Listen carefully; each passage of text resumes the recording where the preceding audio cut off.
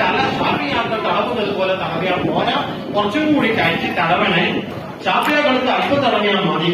അതേ സമയത്ത് അവർ പൊതുവെടുക്കണമെങ്കിൽ ഒരുപാട് എണ്ണമായി കുറച്ച് വെള്ളം ദിവസമായി കുറച്ച് വെള്ളം വേണം. ഇങ്ങനെ ആ ഓരോ റൂട്ടിലും ചില കർമ്മപരമായി ചില നിയമങ്ങൾ വ്യത്യാസപ്പെടുത്തു എന്നല്ലാതെ ഒരു നിലക്കും 4ന്റെ റൂട്ടും പോയി വെച്ചതല്ല.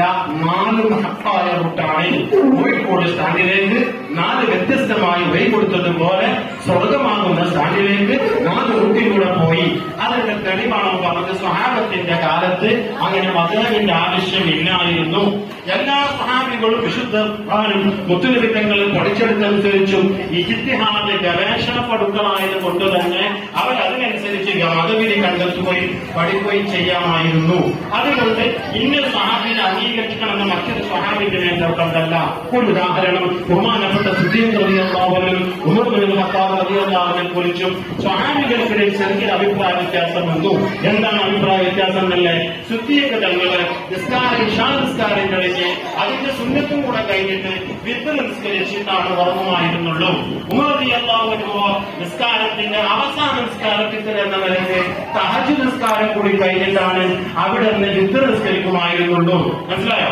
2 സ്വഹാബികളും കർമ്മപരമായി ചെയ്യുന്ന വിഷയങ്ങളിൽ സമയത്തിന്റെ വിഷയത്തിൽ ചെറിയൊരു മാറ്റത്തിരുത്തലുകൾ കണ്ടപ്പോ സ്വഹാബികൾ ചെന്ന് പറഞ്ഞു കൊടുത്തു നബിയോട്, നബിയെ 2 പ്രധാനപ്പെട്ട തങ്ങളുടെ നാവുകൊണ്ട് സ്വർഗം കിട്ടുമെന്ന് പറഞ്ഞ് 2 ഖലീഫമാരായി വരേണ്ട ഈ 2 സ്വഹാബികൾ ഇങ്ങനെയാണല്ലോ.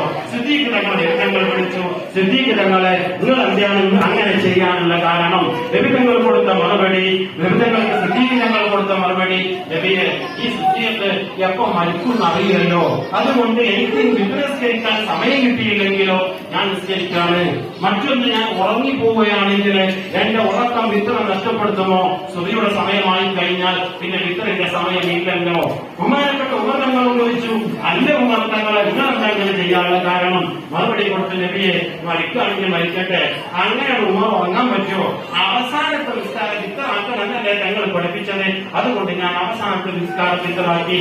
നബി തങ്ങൾ പറഞ്ഞു, നിങ്ങൾ 2 പേര് ചെയ്തതുപോലെ ചെയ്തോളൂ, 2ഉം ശരിയാണ്.